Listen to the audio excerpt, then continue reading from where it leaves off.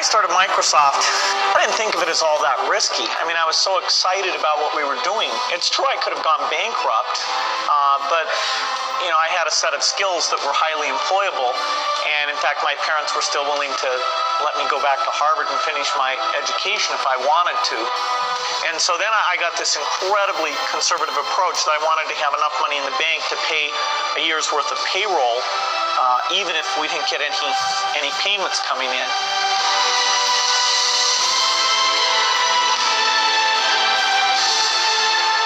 One of my biggest memories of Harvard came in January 1975 when I made a call from Courier House to a company in Albuquerque, New Mexico that had begun making the world's first personal computer.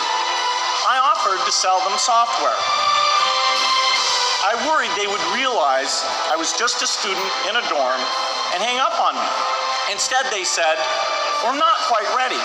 Come see us in a month," which was a good thing because we hadn't written the software yet.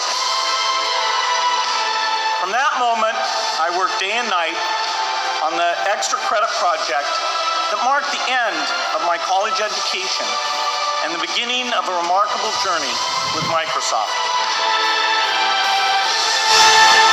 If you're going to start a company, it takes so much energy that it better overcome your feeling of risk.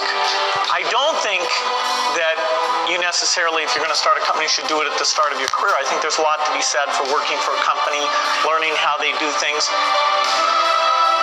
When people are first skeptical and they think, "Oh, this kid doesn't know anything," then when you show them you've really got a good product and you know something, they actually tend to go overboard and they think, "Whoa, they know a lot.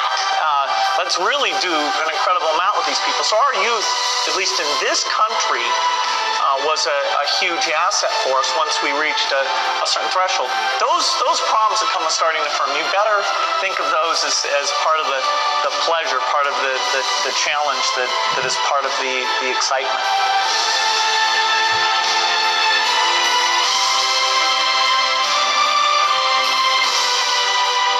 You can't just keep doing the same old thing you were doing before. You have to take your skills and attack the new frontiers. In the business of technology, you have to think about what are you missing? What is the research or customer feedback that you should be paying more attention to? And how do you keep that pace of innovation very, very high? How do you make sure you're hiring the very best people? And that kind of focus has helped drive us forward through all the milestones the company has had. You've got to enjoy what you do every day. And for me, that's working with very smart people. It's working on new problems. Every time we think, hey, we've had a little bit of success, we're pretty careful not to dwell on it too much because the bar gets raised. People's expectations of the products, we've always got customer feedback telling us that machines are too complicated, they're not natural enough.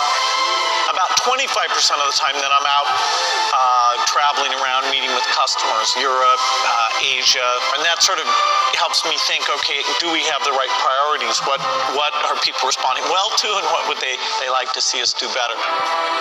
The competition, the breakthroughs, the research, but the computer industry, in particular software, I think is the most exciting, and I think I have the best job in that business.